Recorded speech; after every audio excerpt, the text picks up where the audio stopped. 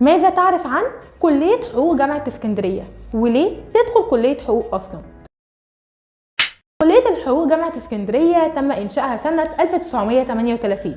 مدة الدراسة فيها 4 سنين. طيب ايه الشروط بقى علشان تدخل الكلية دي؟ لازم تكونوا حاصلين على شهادة الثانوية العامة بشعبتيها العلمية أو الأدبية، كمان الطلاب الحاصلين على شهادة الثانوية الأزهرية. طيب ايه هي بقى الأقسام اللي في الكلية وعندنا كام قسم؟ هقول لكم ان احنا عندنا 10 أقسام. أول قسم معانا هو قسم القانون المدني. قسم القانون المدني ده بيشمل تخصصات القانون المدني والقانون الزراعي وقانون العمل والتأمينات الاجتماعية والأحوال الشخصية. أما بقى القسم الثاني وهو قسم القانون التجاري، ده بيشمل تخصصات القانون التجاري والقانون البحري والقانون الجوي. القسم الثالث معانا وهو قسم المرافعات، وده بيشمل تخصص قانون المرافعات المدنية والتجارية والتنفيذية. قسم بقى القانون العام ده بيشمل تخصصات القانون الدستوري والنظم السياسية والقانون الإداري والقضاء الإداري والإدارة العامة. قسم القانون الدولي العام ده بيشمل تخصص القانون الدولي العام وكمان المنظمات الدولية.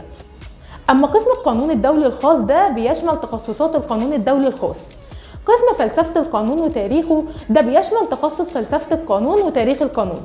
قسم الاقتصاد والمالية العامة ده بيشمل تخصصات الاقتصاد والمالية العامة والتشريع الضريبي.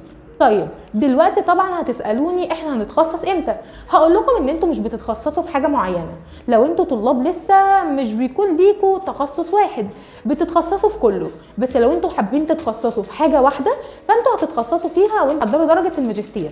طيب ليه بقى تدخل كلية حقوق؟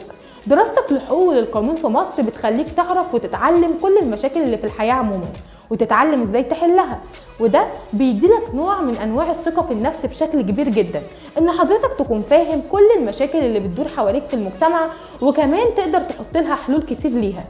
طيب تاني حاجة كمان هتكتسب قدر كبير جدا من المعلومات عن طريق بقى دراستك او انت في الكلية او انت بتشتغل بعد كده. بس كده، وده كان الفيديو بتاعنا النهاردة.